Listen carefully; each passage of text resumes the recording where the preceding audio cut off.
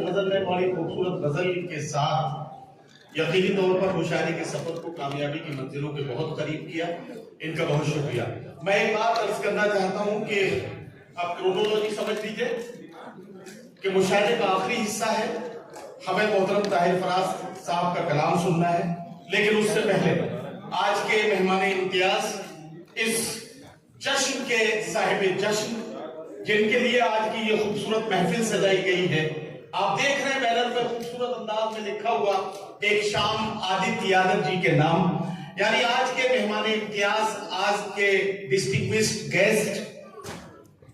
मैं भाई आदित्य यादव जी को माइक पर इसलिए अब इस वक्त बुलाना चाहता हूं ताकि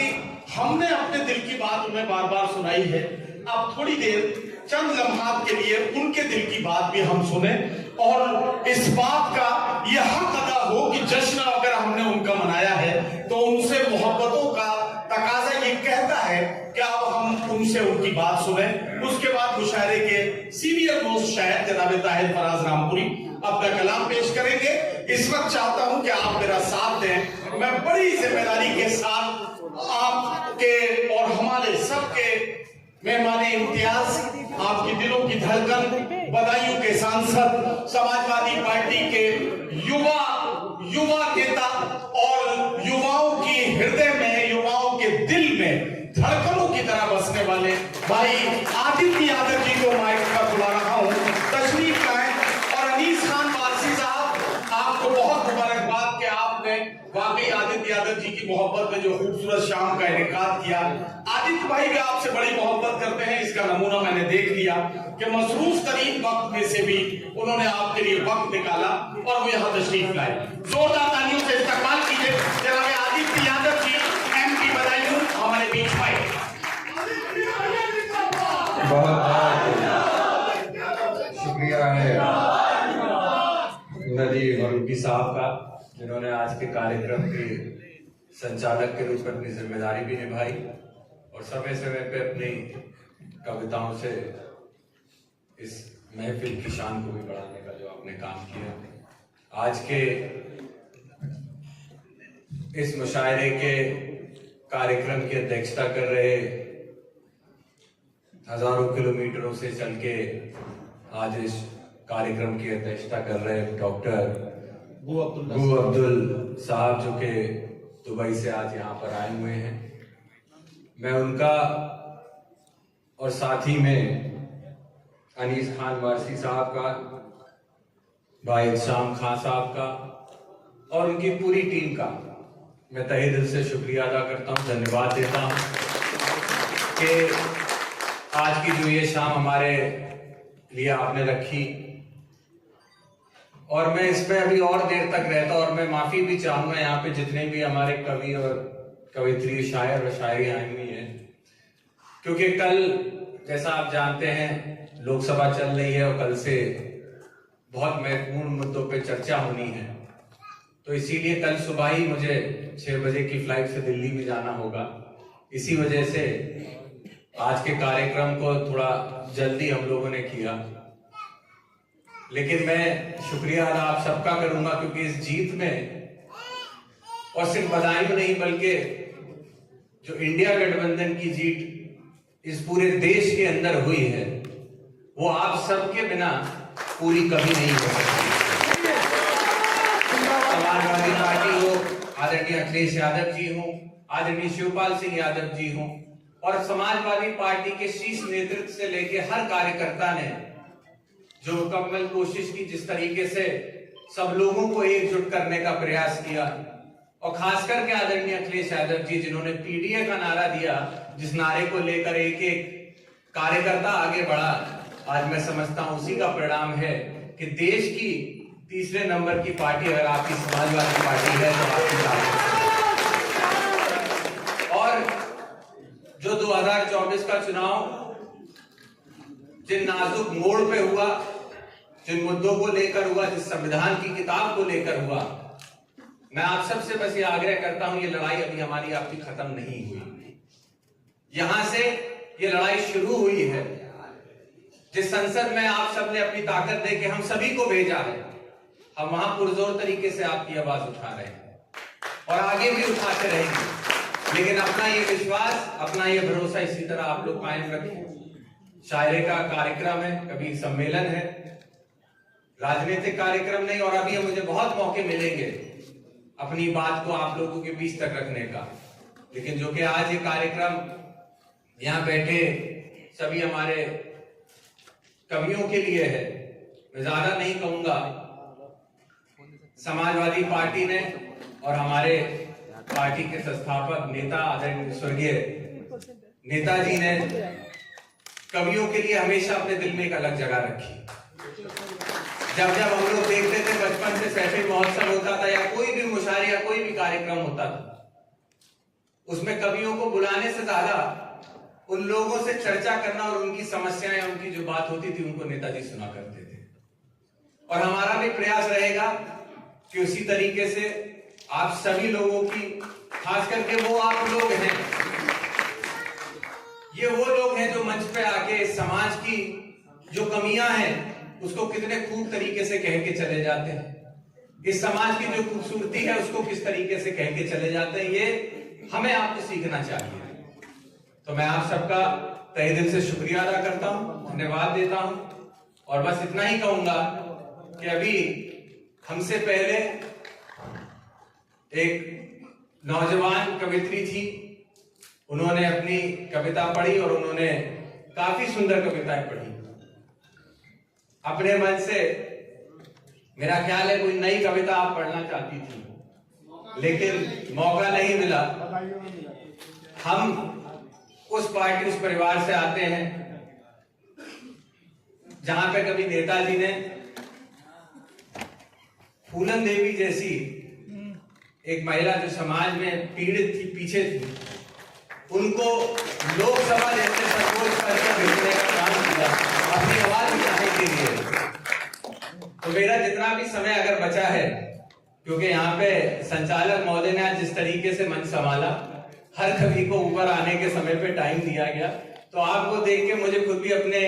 पार्लियामेंट में जो हमारे स्पीकर साहब होते हैं ओम बिरला जी, तो उनकी याद आई कि वो भी इसी तरीके से हम लोगों को टाइम बता देते हैं कि बस आपके पास 4 मिनट है, आपके पास 3 मिनट है।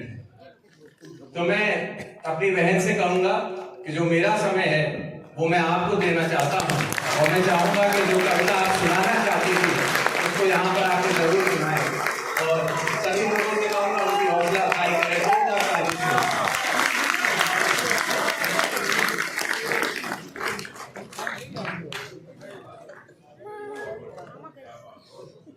क्या बात है, तो मेरे लिए खुशकिस्मती है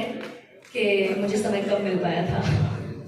अरे ये सिर्फ एक कविता के लिए आपको बुलाने का मतलब नहीं है।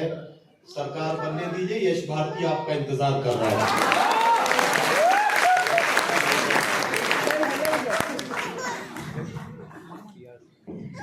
अच्छा, तो नया तो एक कुछ ऐसा ही था कि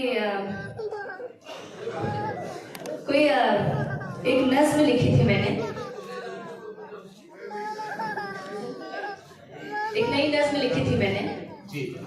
और कुछ यूं लिखा था कि अभी अभी कुछ याद आया, याद आया, अभी अभी कुछ याद आया,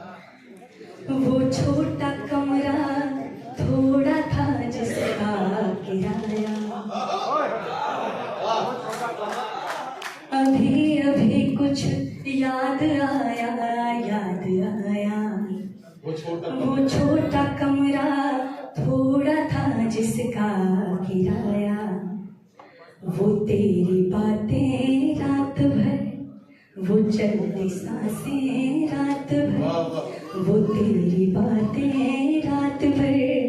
वो चलती सांसें रात भर, था तूने धीमे से बुलाया, याद आया, अभी अभी कुछ याद आया, याद आया, जो तू मिलने आ रहा था, जो तू मिलने आ रहा था, तब बड़ी तैयारियां थी, जो तू मिलने आ रहा था, तब बड़ी तैयारियां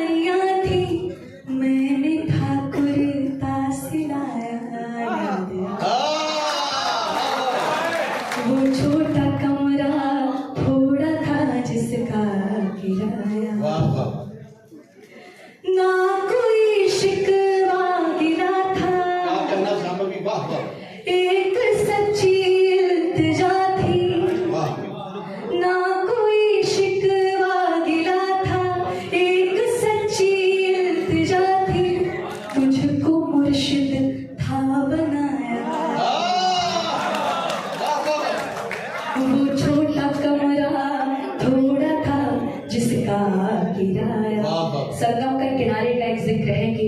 धूप छन कर आ रही थी, रेत की ठंडी नमी थी, धूप छन कर आ रही थी,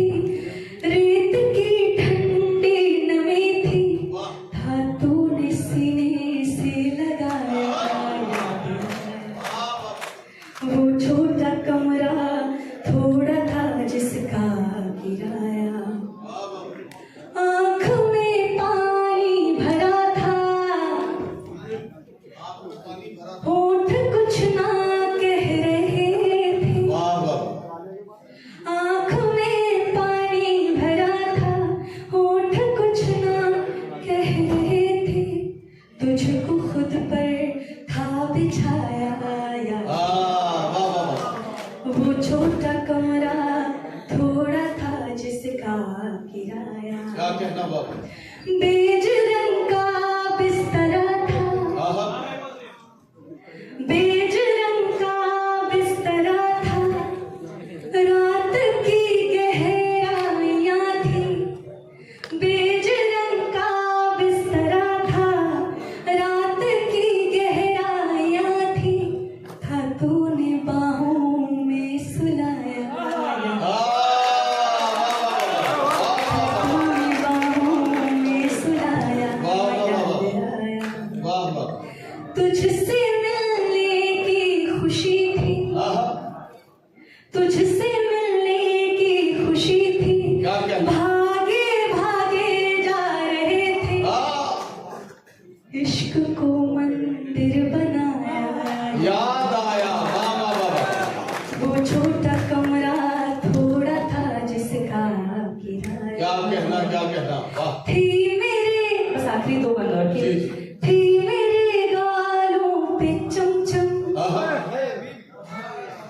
लाल बिंदी सज रही थी, वाह वाह,